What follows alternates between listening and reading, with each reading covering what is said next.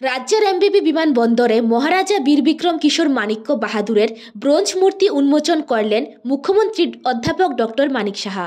উক্ত অনুষ্ঠানে উপস্থিত ছিলেন পরিবহন দপ্তরের মন্ত্রী সুশান্ত চৌধুরী, মন্ত্রী টিঙ্কু রায় সহ অন্যান্য অতিথিরা। উক্ত অনুষ্ঠানে বক্তব্য রাখতে গিয়ে মুখ্যমন্ত্রী অধ্যাপক ডক্টর মানিক সাহা বলেন, মাণিক্য রাজবংশীয়রা ত্রিপুরার উন্নয়নের লক্ষ্যে বিভিন্ন কাজ করে গেছেন, কিন্তু অতীতে ত্রিপুরার মাণিক্য রাজবংশকে সেভাবে স্বীকৃতি দেওয়া হয়নি। এমনই অভিমত তুলে ধরে নাম না করে রাজ্যের বিগত সরকারকে ইঙ্গিত করলেন মুখ্যমন্ত্রী। Bureau report, জনদর্পণ।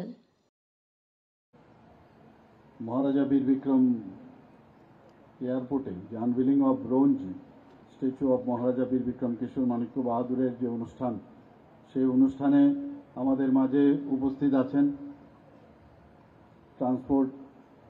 Honourable transport minister Shri Sushanta Chowdhury মহোদয়, যিনি ওনার মূল্যবান বক্তব্য এখানে আপনাদের সামনে রেখেছেন। আমাদের মাঝে উপস্থিত আছেন শ্রী টিঙ্কু রায় মহোদয়, honourable minister sports department.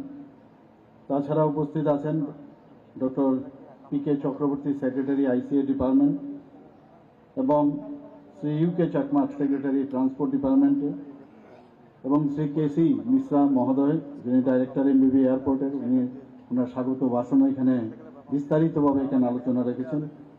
Shri উত্তম মণ্ডল, ট্রান্সপোর্ট কমিশনার, এবং যারা অফিসিয়ালসরা আছেন গভর্নমেন্ট অফ ত্রিপুরার এবং এমবিবি এয়ারপোর্টের, এবং এই এলাকার বিশিষ্ট ব্যক্তিবৃন্দ, সাংবাদিক বন্ধুরা, সবাইকে আমি হার্দিক অভিনন্দন জানাচ্ছি। আপনারা দীর্ঘ সময় ধরে এখানে অপেক্ষা করছেন এবং এখানে উপস্থিত থাকার জন্য।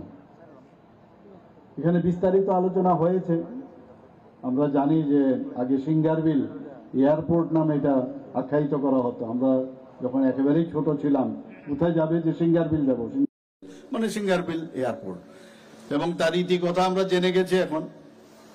এবং তখন খুব ছোট আকারের এখানে এয়ারপোর্ট ছিল। এক এক সময় ভাবি যে মাণিক্য ডাইনেস্টি ত্রিপুরার যেভাবে ওনারা কাজ করে গেছেন ত্রিপুরার উন্নয়নের লক্ষ্যে, আগে কিন্তু তাদেরকে সেইভাবে তাদেরকে স্বীকৃতি দেওয়া হয়নি।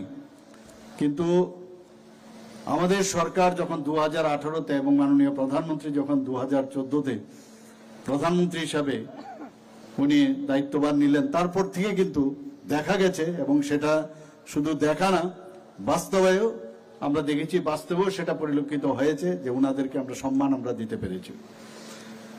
এখানে সেই সিঙ্গারবিল এয়ারপোর্ট ধীরে ধীরে যে এয়ারপোর্টের যে প্রগ্রেস আমাদের চোখের সামনে আমরা দেখতে পেয়েছি। এখানে অনেকের দাবি উঠছিল যে মাননীয় প্রধানমন্ত্রীজি যখন